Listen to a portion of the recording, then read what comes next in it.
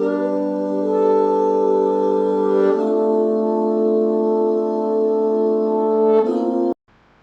Viewers, welcome in my lecture. पिछले lecture में हमने प्रोग्रामिंग के अंदर डिस्कस किया था एल्गोरिथम क्या होती है, एल्गोरिथम को से किस तरह से क्वेश्चन सॉल्व किए जाते हैं। मैंने आपको बताया था कि सबसे पहले जब हम कोई भी प्रोग्रामिंग करते हैं तो प्रोग्रामिंग करने से पहले सबसे पहले आपको नॉलेज होनी चाहिए what is algorithm, how do this work algorithm, and next step is the flow chart. Flow chart क्या होता है और फ्लो चार्ट कैसे काम करता है। आइए थोड़ा सा अब हम डिस्कस करते हैं फ्लो चार्ट क्या होता है, क्योंकि एल्गोरिथम के बाद ही बनाया जाता है आपका फ्लो चार्ट। ओके, देखिए इसके अंदर होता क्या है। सबसे पहले मैंने आपको एक एल्गोरिथम बताई थी, एल्गोरिथम के अंदर स्टेप्स क्या होते हैं। मैं थोड़ा सा इसका साइज इंक्रीज कर लेता हूँ, जैसे मैंने कर लिया यहाँ पे 28। यहाँ पे मैंने आपको बताया था स्टेप वन में आपको पता है क्या बताया था, वहाँ पे स्टार्ट लिखा जाता है। इसके बाद स्टेप टू में मैंने बताया था आपको कोई भी आपकी एल्गोरिथम होती है उसके अंदर हम इनपुट करते हैं या उसको रीड, एक ही बात होती है, तो इनपुट लिख दीजिए या रीड। स्टेप थर्ड क्या बोलता है, स्टेप थर्ड बोलता है आप उसको प्रोसेस करेंगे। प्रोसेस का मतलब वहाँ पे कैलकुलेशंस वगैरह। ओके, इसके बाद स्टेप फोर क्या बोलता है, स्टेप फोर बोलता है कि जो आपने प्रोसेस किया उसका आउटपुट या उसका आप राइट कुछ भी आप टाइप कर सकते हैं। उसके बाद स्टेप 5 क्या बोलता है, स्टेप 5 आपको बोलता है यहाँ पे आप उसको क्या कर देंगे, स्टॉप कर देंगे। ये आपका एल्गोरिथम। ओके, अगर आप रियल एल्गोरिथम आप लिखना चाहें तो उसको कैसे लिखोगा, आप 2 नंबर को ऐड करते हैं तो क्या लिखते हैं, स्टेप वन में आप क्या लिखते हैं, स्टेप वन में आप यहाँ पे स्टार्ट टाइप करते हैं, यही करते हैं ना। इसके बाद स्टेप 2 क्या करते हैं, स्टेप 2 करते हैं आप 2 नंबर इनपुट करेंगे, मैंने ए और बी 2 नंबर इनपुट मान लिया। इसके बाद स्टेप आपका 3, स्टेप 3 बोलता है कि आपने इसको प्रोसेस किया, प्रोसेस मतलब सी इक्वल्स टू आपने ए प्लस बी कर दिया। उसके बाद आपने स्टेप 4 आपने क्या कर दिया, यहाँ पे आउटपुट कर दिया किसको, सी को। उसके बाद स्टेप 5 क्या कहता है, स्टेप 5 आपका यहाँ पे स्टॉप है। तो आपके 2 एल्गोरिथम हो गए। अब इसके बाद में, अब इस एल्गोरिथम के बाद में अब मुझे क्या करना है, इसके अंदर फ्लो चार्ट को बनाना है। तो फ्लो चार्ट बनाने के लिए हमारे पास कुछ शेप्स होती है, तो उन शेप्स को जानना है। देखिए जो सबसे पहली शेप्स होती है फ्लो चार्ट बनाने के लिए, अगर हमें स्टार्ट करना तो स्टार्ट के लिए हम ये वाली शेप बनाते हैं, दिस इज द स्टार्ट। जब कोई भी स्टेप आप स्टार्ट करते हैं या कोई भी स्टेप आप क्या करते हैं, स्टॉप करते हैं, तभी जाके ये आप शेप बनाएं, दिस इज ओके। उसके बाद दूसरा स्टेप क्या कहता है, आप इनपुट करेंगे। तो इनपुट के लिए कौन सी शेप बनती है, इनपुट के लिए ये वाली शेप बनती है, इस तरह से। ठीक है, आप कोई भी स्टेप आप इनपुट करो या आप उसको आउटपुट करो। कहने मतलब आप जब फ्लो चार्ट बनाएंगे, आप कोई भी स्टेप इनपुट करते हैं या कोई भी स्टेप आप आउटपुट करते हैं, तो दोनों के लिए सेम होता है, इनपुट के लिए भी और आउटपुट। ओके, उसके बाद आता है आपका प्रोसेस के लिए हमेशा एक रेक्टेंगल बनता है इस तरह से। आप कोई भी कैलकुलेशंस वगैरह कर रहे हो तो आप उसको इस तरह से ये प्रोसेस करेंगे, ये प्रोसेस होता है उसका। ठीक, ये प्रोसेस होता है। उसके बाद एक शेप इस तरह से बनता है, ये डायमंड बोलते हैं, जिसको डायमंड के नाम से जाना जाता है। ओके, ये डायमंड होता है, इसको हम बोलते हैं डिसीजन। आप कोई कंडीशंस वगैरह लगा रहे हैं, उस कंडीशन ये अप्लाई होता है। उसके बाद उसमें यहाँ पे कुछ लाइन होती है इसके अंदर, इनको हम बोलते हैं फ्लो लाइन बोलते हैं। क्या बोलते हैं, फ्लो लाइन बोलते हैं। ओके, तो हमें फ्लो चार्ट में फिलहाल इतनी जानने की जरूरत है कि हम फ्लो चार्ट के अंदर हमने ये जान लिया है कि उसके अंदर शेप कौन कौन सी होती है। ओके, और जब शेप्स होंगी तो तभी जाके आप उसको अच्छे से क्वेश्चन को सॉल्व कर पाएंगे, और फ्लो चार्ट को भी आप जब से समझ पाएंगे अच्छे से जब तक आपको एल्गोरिथम नहीं आएगी। यदि आप एल्गोरिथम आप अच्छे से देखना चाहते हो, अभी मैंने एक लेक्चर अपलोड किया एल्गोरिथम का, तो आप उसको दोबारा से उसको लेक्चर को देख सकते हैं, तब आपको ये लेक्चर समझ आएगा। तो आइए अब हम इसके अंदर क्या करेंगे कि फ्लो चार्ट के थ्रू अगर हमने 2 नंबर ये जैसे यहाँ पे एल्गोरिथम में ऐड किया है, तो इन 2 नंबर को हम ऐड कैसे करते हैं, तो इसके लिए हम एक फ्लो चार्ट क्रिएट करते हैं। ठीक है, तो मैं क्या करता हूँ, ये तो आपको समझ आ गया, तो आप इसको थोड़ा सा स्क्रीनशॉट ले लीजिए इसके, या फिर आप राइट डाउन कर लीजिए आप नोटबुक में। तो इससे रिलेटेड अब हम क्वेश्चन सॉल्व करेंगे, इसकी जरूरत पड़ेगी। ओके, अब देखिए, अगर हमें दो नंबर को क्या करना, ऐड करना है फ्लो चार्ट के थ्रू, तो अब हम क्या करेंगे, सबसे पहला स्टेप क्या देखिए, स्टार्ट है। स्टार्ट में अभी आपको मैंने बताया था, आप देख लीजिए, आपने इसका स्क्रीनशॉट ले लिया होगा या नोटबुक में नोट कर लिया होगा। वहां पे हम क्या करेंगे, इसके अंदर यहाँ पे start, this is the start. Okay, उसके बाद में फिर क्या है, इनपुट है। इनपुट के लिए आप क्या करेंगे, ये पहले आप एरो बनाएंगे। उस एरो के बाद में आपको पता है जो इनपुट के लिए बनता है वही आउटपुट के लिए भी बनता है। पहले आप इनपुट के लिए बनेंगे। इनपुट के लिए मैंने ये वाला शेप बना दिया, और मैंने क्या करा, यहाँ पे इनपुट के अंदर यहाँ पे टाइप किया इनपुट, मुझे दो नंबर ऐड करने, तो मैंने क्या कर लिया, ए कॉमा बी, मुझे दो नंबर ऐड कर।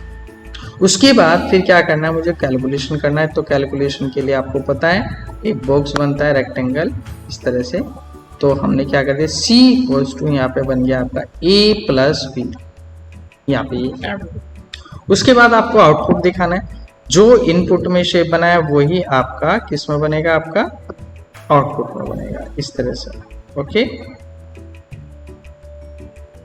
यहाँ पर हम क्या कर देंगे, आउटपुट, आउटपुट किसका, सी का, कि रिजल्ट आपका सी में जाएगा। उसके बाद क्या कर देंगे आप, यहाँ पे इसको स्टॉप कर देंगे, आपका स्टॉप हो गया, क्योंकि लास्ट में स्टेप क्या आपका स्टॉप हो गया। तो आप इस क्वेश्चन को इससे रिलेट करके देख सकते हैं, ये जो मैंने क्वेश्चन सॉल्व किया, तो ये क्वेश्चन आपका डायगोनल शेप के अंदर बन चुका है।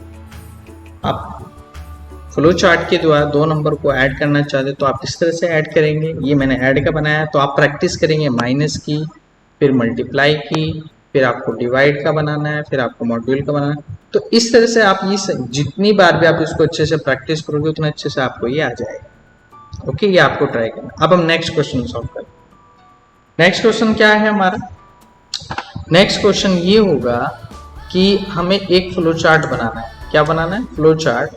क्या फ्लो चार्ट बनाना है, फ़ारेनहाइट टेम्परेचर को इनटू हम कन्वर्ट करेंगे किसके अंदर, सेल्सियस टेम्परेचर के अंदर। तो सबसे पहले मैं एक एल्गोरिथम लिख देता हूँ, आपको एल्गोरिथम पता भी है।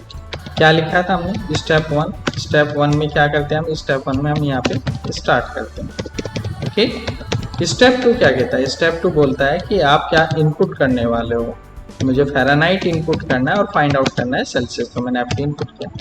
उसके बाद स्टेप थ्री क्या कहता है, स्टेप थ्री ये बोलता है कि आपको रिजल्ट किसका निकालना है, मुझे सीटी का निकालना है। तो जो आपका फॉर्मूला होता है वो लिख दीजिए, जितना आपका पास फ़ारेनहाइट टेम्परेचर होता है उस फ़ारेनहाइट टेम्परेचर में से -32 करेंगे, -230 करके आपको फॉर्मूला तो पता ही है, इंटू 5 कर देंगे, इंटू 5 और अपॉन 9 हो जाएगा।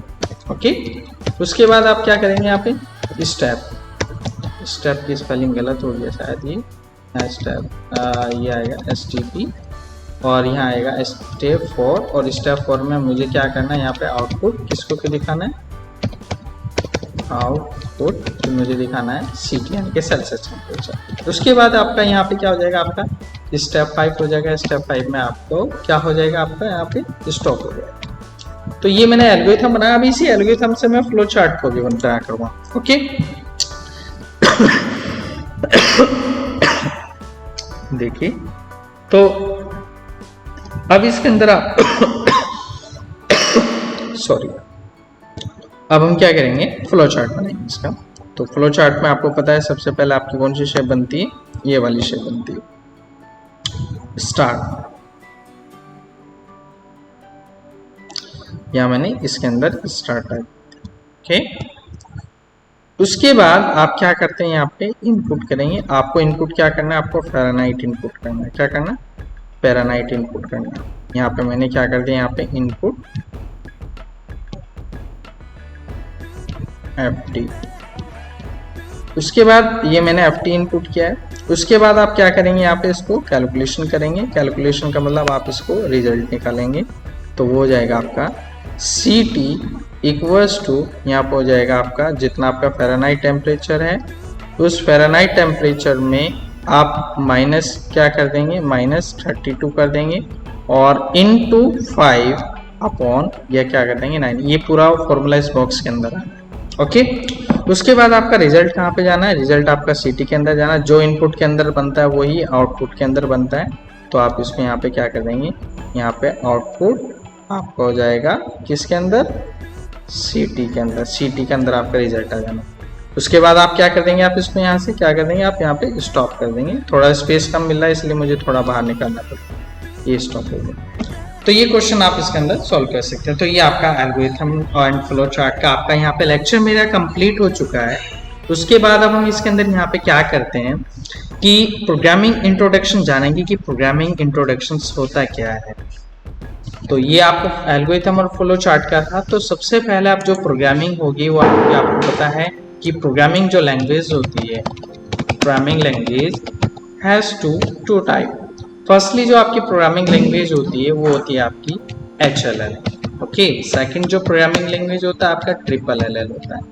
HLL का मतलब होता क्या है, HLL का मतलब होता है high level language. This is the high level language.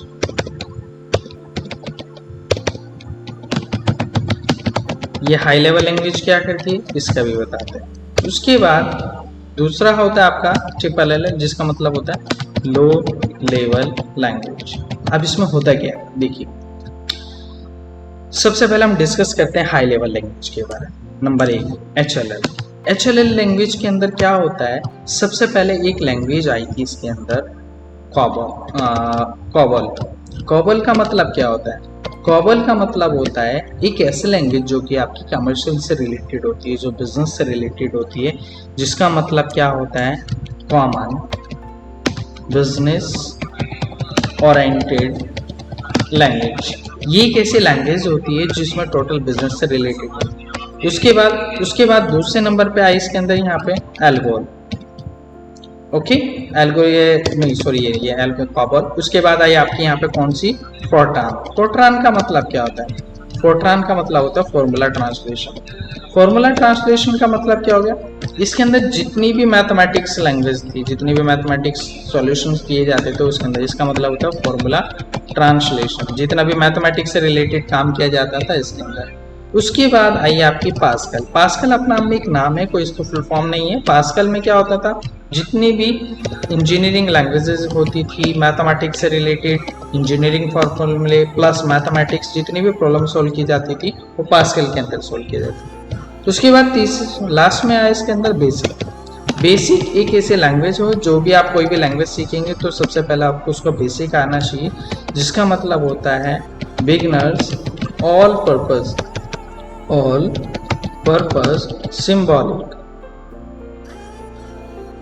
Symbolic instruction code, ये पूरा बेसिक होता है। और हाई लेवल लैंग्वेज के अंदर वे सॉफ्टवेयर डिजाइन किए जाते हैं जो कि यूजर रिक्वायरमेंट होता है। जैसे आपने सुना होगा नंबर 1 अपने व्हाट्सएप का नाम सुना होगा, व्हाट्सएप होता है। दूसरे नंबर पे इंस्टाग्राम सुना होगा, इंस्टाग्राम होता है। तो इस तरह के सॉफ्टवेयर को डेवलप करने के लिए हाई लेवल लैंग्वेज का यूज़ किया जाता था। आपने MS ऑफिस का नाम सुना होगा, तीसरे नंबर पे आपने टैली का नाम सुना होगा। इस तरह के सॉफ्टवेयर को डेवलप करने के लिए यूज़ किया जाता है, आपका हाई लेवल लैंग्वेज का यूज़ किया जाता है। This is the user requirement. और हाई लेवल लैंग्वेज में कोड लिखा जो जाता है वो टोटल एक ह्यूमन लैंग्वेज के अंदर लिखा जाता है। इसके अंदर ह्यूमन लैंग्वेज के अंदर, ह्यूमन लैंग्वेज वो लैंग्वेज होती है जिसको इंसान आसानी से समझ लेता है। ओके। उसके बाद एक लैंग्वेज इसके अंदर लो लेवल लैंग्वेज थी। लो लेवल लैंग्वेज में जो काम होता था वो किस तरह का काम होता था, टोटल होता था सिस्टम एप्लीकेशंस को डेवलप करना। सिस्टम एप्लीकेशन एज लाइक आपने सुना होगा इसके अंदर, जैसे OS का नाम सुना होगा, ऑपरेटिंग सिस्टम। नंबर 2 आपने सिस्टम ड्राइवर का नाम सुना होगा। तो इस तरह के एप्लीकेशन को डेवलप करने के लिए लो लेवल लैंग्वेज का यूज किया जाता था। और लो लेवल लैंग्वेज के अंदर 2 तरह की लैंग्वेज आती है। एक थी मशीन लेवल लैंग्वेज, जिसका मतलब क्या होता है, एक ऐसी लैंग्वेज जो केवल कंप्यूटर अंडरस्टैंड करता 1 and 0 केवल 2 ही फ्रीक्वेंसी कंप्यूटर समझता 1 and 0। इस लैंग्वेज के अंदर कोड को लिखना बहुत डिफिकल्ट होता था, बहुत ही डिफिकल्ट टास्क होता था, उसको समझना इजी नहीं होता था, उसको मॉडिफाई करना इजी नहीं होता था। फिर इसी का एक इनहेंस वर्जन निकाला गया है जिसको हम बोलते हैं असेंबली लैंग्वेज। असेंबली लैंग्वेज एक ऐसी लैंग्वेज होती है जो कि एक सिंबॉलिक कांस्टेंट में लिखी जाती है। इसको इजीली आसानी से रीड किया जाता था, मॉडिफाई किया जाता था। तो ये था लो लेवल लैंग्वेज, और लो लेवल लैंग्वेज का काम होता था केवल इस तरह के एप्लीकेशन को डेवलप करने के लिए। आपका ऑपरेटिंग सिस्टम हो गया, सिस्टम ड्राइवर्स हो गया, टोटल आपके जितने भी मशीन से रिलेटेड सॉफ्टवेयर होता है, यानी कि मशीन सॉफ्टवेयर को डेवलप करने के लिए लो लेवल लैंग्वेज का यूज किया जाता है। और आज भी सबसे ज्यादा यूज किया जाता है इसके अंदर। जैसे आप देख रहे होंगे फ्रिज बहुत स्मार्ट होते जा रहे हैं, वॉशिंग मशीन स्मार्ट होती जा रही हैं, घर में के अंदर देखा होगा लाइटें स्मार्ट होती जा रही है, सारा सिस्टम वायरलेस होता जा रहा है। तो इस तरह की मशीन्स के सॉफ्टवेयर को डेवलप करने के लिए लो लेवल लैंग्वेज का यूज किया जाता था। तो ये जो लैंग्वेज यूज होती थी ये पहले यूज होती थी, लेकिन बाद में कुछ साइंटिस्ट ने इस पे रिसर्च किया। एक वैज्ञानिक थे डेनिस ऋषि ने क्या करा, इन्होंने जो हाई लेवल लैंग्वेज थी प्लस और लो लेवल लैंग्वेज थी, उन दोनों को एक जगह कंबाइन कर दिया। और कंबाइन करने के बाद में ये कॉम्बिनेशन बन गया किसका, हाई लेवल लैंग्वेज का और लो लेवल लैंग्वेज का, जिसको आप सी लैंग्वेज के नाम से जानते हो। अधिकतर लोगों को सी का फुल फॉर्म नहीं पता होता है। सी को रिलेट करते हैं computer. C is not computer, C is the combined, because combined is the C is the combinations of the high level and low level language। C एक कॉम्बिनेशन है किसका, हाई लेवल लैंग्वेज का और low level language का, जिसको combined बोलते हैं, और शॉर्टकट में उसको नाम दिया गया C। और ये जो रिसर्च किया गया था डेनिस ऋषि के द्वारा किया गया था यूएस के अंदर, अमेरिका के अंदर एक लैब थी जिसका नाम था AT&T बेल लैबोरेटरी, जहाँ पे इसका रिसर्च चल रहा हुआ था। और ये 1972 के अंदर ये डेवलप किया गया था। सी में आज भी पूछे, अगर आप सी सीख लेते हो अच्छे से, तो सी को सीखने के बाद में दुनिया की कोई भी लैंग्वेज होगी आप उसको इजीली सीख सकते हैं।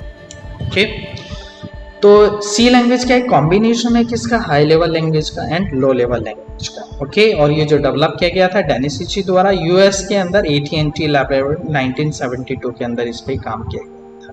ओके, तो ये मेरा सी का थोड़ा सा प्रोग्रामिंग लैंग्वेज का एक इंट्रोडक्शन था, सी किस तरह से बनी, कैसे आई। ओके, आगे का जो मेरा लेक्चर होगा हम सी के अंदर कोड कैसे लिखेंगे उस पर हम थोड़ा सा काम करेंगे। आज के लेक्चर में इतना ही। यदि आपको ये वीडियो अच्छा लगा है तो इसको प्लीज़ लाइक एंड शेयर कीजिएगा। यदि आपको कोई डाउट पूछना है तो आप मुझे कमेंट सेक्शन में कमेंट बॉक्स कर सकते हैं और कॉन्टेक्ट भी कर सकते हैं। Okay viewers, thank you so much, bye.